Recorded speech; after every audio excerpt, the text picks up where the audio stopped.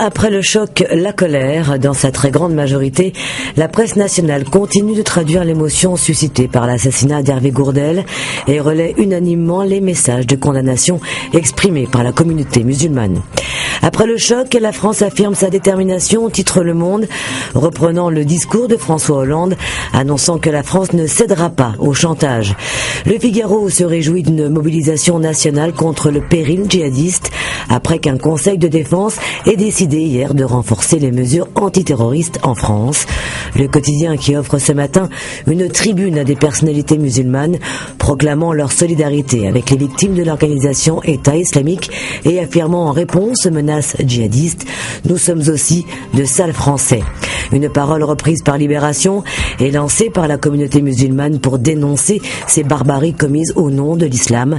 Et dans une démarche peu fréquente, le président du Conseil français du culte musulman, Dalil Boubaker, a appelé à un rassemblement cet après-midi devant la mosquée de Paris.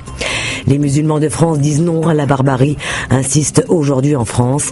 Ils sont avocats, imams, chefs d'entreprise, élus de la République, artistes, sportifs, hommes et femmes de tous âges, célèbres ou anonymes. Ils condamnent haut et fort cet islam dans lequel ils ne se reconnaissent pas. Le gratuit métro, lui, revient sur le premier hommage rendu aux guides niçois. D'autres rassemblements sont prévus aujourd'hui dans plusieurs communes. Des rassemblements que la famille d'Hervé Gourdel souhaite se voir dérouler dans la dignité et la retenue. L'humanité, pour sa part, se penche sur le parcours de celui qui prend la tête des opérations pour remodeler le Proche-Orient, Barack Obama. Quant à la Croix, le quotidien se demande comment qualifier cette guerre. Sans détour, cette semaine, Courrier International parle de guerre tout court et se demande surtout si ce n'est pas l'annonce de la Troisième Guerre mondiale. Dans l'actualité économique, le quotidien du monde des affaires, Les Échos nous explique ce matin tout ce qui va changer l'an prochain concernant nos impôts. À lire à tête reposée.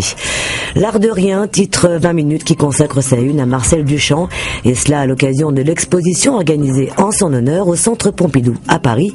Un peu de douceur dans ce monde de brut.